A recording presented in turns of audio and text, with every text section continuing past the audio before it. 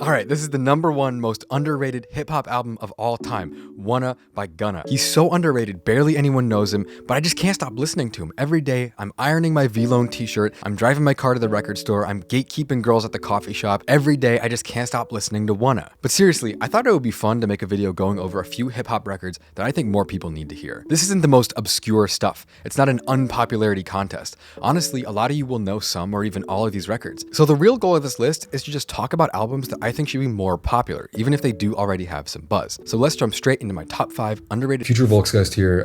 This is actually my top 4 underrated albums. I don't know why I said that. There were never 5 on the list. Anyway, here's the video.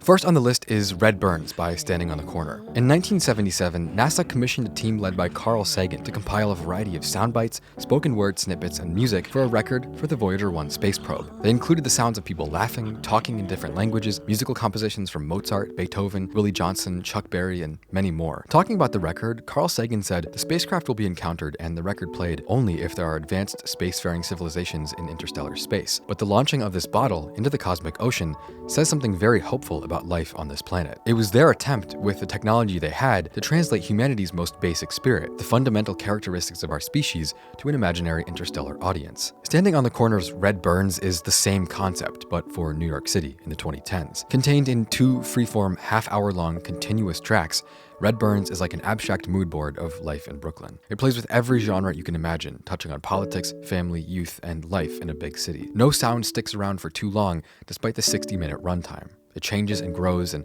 constantly pivots from moment to moment. Rapping 1 second, rock the next. It's an eclectic project, and its true strength is just how human it feels. The monologue in the beginning is literally a New York take on NASA's Golden Record, as a voice drenched in distortion and backed by a jazzy keyboard riff reads, "Hello, you are one of a species called man. I live in a land known as America and a city called New York. This is the 4th day of the 5th week in the 5th month of the 3rd year and the 7th decade in the 2nd millennium, after what has been reported by some as the death of a man named Jesus. Living on this planet called Earth, it's a rather small and crowded planet, perhaps even too crowded by so-called human beings. They find it so very hard to live in peace." They find it so very hard to live in peace. But I think I've found a way.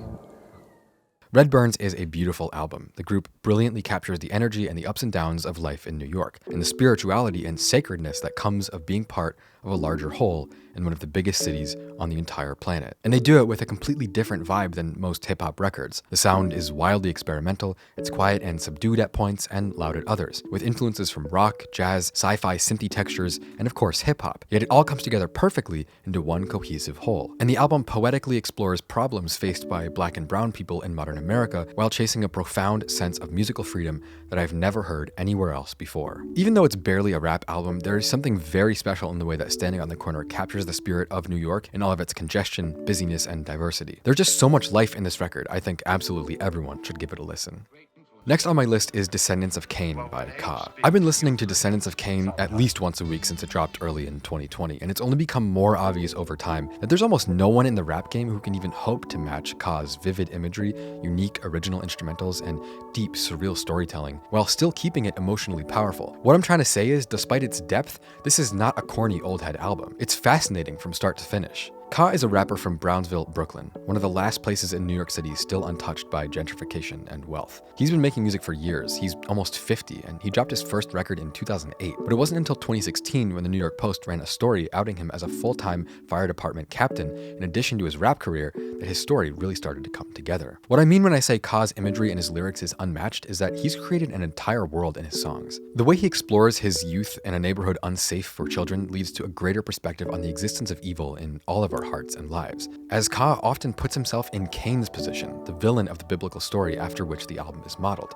by examining the imperfections in his own character. Lyrics like "loved things I should have lusted, snubbed things I should have trusted" perfectly describe growth and regret in such a simple way. Ultimately, the record paints a beautiful picture of the duality of man and the way that we can all be good and evil at the same time in a colorful, imaginative, intellectually, and stylistically significant way. Descendants of Cain is also significant in a musical sense. One of the most interesting things about this record is that there are almost no drums anywhere on the project. The lack of drums combined with Ka's generally slow, hushed flow does mean that there are some people who think the record is boring or slow, but to me, it's one of the most unique styles I've ever heard, and I just keep coming back to it. Overall, Descendants of Cain is a dark, imposing, quiet record that sees Ka reach into the depths of his soul, exploring how the cold, harsh, unforgiving world around him made him who he is, over dark, ominous, drumless beats, full of lo-fi piano, guitar loops, and noir vocal samples. Ka is almost 50 years old, but he's making the best music of his entire career. He's combining the ancient beauty of biblical allegory and imagery with the cold, harsh stories of life in the shadowy underworld of Brownsville, Brooklyn. So it's definitely worth checking out Descendants of Cain, especially for the extremely atmospheric drumless beats that work perfectly in his favor, and of course, the dark, poetic lyrics that flow amazingly well. Honestly, I can't believe this project doesn't have more streams. Still with my arc in the face of ridicule. The ways left a bad taste when the bitter do. Was fuming running on E, ain't have a bit of fuel. Next on my list is Detroit rapper Babyface Ray's latest project, Unfuckwitable, the Deluxe Edition, which dropped in March of 2021, and I've been listening to it nonstop ever since. It's a short project, it's just half an hour long with 14 tracks, so they're pretty short. If you don't know already, in the past 5 years, Detroit has gone from kind of irrelevant in the bigger national music scene to having tons of rappers putting out fresh, interesting music all the time. Babyface Ray is personally my favorite out of Detroit right now, and I think Unfuckwitable is an amazing project, even though it didn't get the best reviews from critics. The record sounds a lot more southern than a lot of the other rappers in Detroit today. It takes influence from the Atlanta and Memphis sounds, which makes sense because he's probably trying to reach a bigger audience these days. Babyface Ray's rapping is really unique in that he always sounds nonchalant, but it's never lazy. He just has one of my favorite flows in the game, and his album is just banger after banger. Now, I know some of you are going to say Babyface Ray has been an icon in the Midwest for a long time, but the truth is he doesn't really run up that many streams or views, so I do feel like he's still underrated in the bigger music industry, and Unfuckwitable is the perfect project for someone to get into his music. It's short, it's to the point, there's really no skips on the entire project, even though it's got 14 tracks. It's got the classic southern sound mixed with the unique Detroit style. It's full of piano loops, heavily programmed drums, cowbells. Honestly, I can see this sound getting huge in the next 1 or 2 years. Now, Babyface Ray may not have the chaotic, aggressive flows of Sada Baby or the melodic singing of 42 Doug, two other rappers who are blowing up out of Detroit, but I really do love the way his minimalistic production matches his passive rapping style. But by the way, passive rapping doesn't mean it's bad. It doesn't mean he's not funny or energetic, because he definitely is. He's just a quiet guy. And in my mind, the stream of consciousness delivery he uses is one of his best qualities. It makes him one of the most interesting rappers around. I really can see him getting huge in a few years if he moves right. His delivery and energy are just that unique, and I think the rap game would be way better off if he had a bigger audience. Now, Babyface Ray has been dropping mixtapes for years, but if Unfuckwitable is a sign of things to come, give it 2 years, you guys are gonna wish you were messing with him earlier. When a different level, change my number on these bitches. Watch love turn to hate, so it's fuck you other niggas. See back recliner, just rad. Stand on they neck, baby. Boldy James, The Price of Tea in China. Boldy James is another Detroit rapper, but his sound has almost nothing in common with Babyface Ray, Sada Baby, all those other guys leading the scene right now. He has much more in common with his label mates at Griselda over in Buffalo. The truth is, Boldy James is essentially a grittier, darker Freddie Gibbs, even though Freddie's been gunning for the title of grittiest, darkest rapper for a long time. But I'm not trying to say one is better than the other. Freddie Gibbs is even featured on this project. Another similarity here is Tea in China was produced by The Alchemist, a longtime collaborator of Freddie Gibbs. The Alchemist is one of the greatest sample-heavy producers in the game right now, and I generally feel like everything he touches turns to gold, and this album is no exception. One of the most standout elements of Tea in China is just how harsh and specific it is. I read in a review somewhere that you could probably figure out exactly where Boldy James used to live just by reading the lyrics of the record.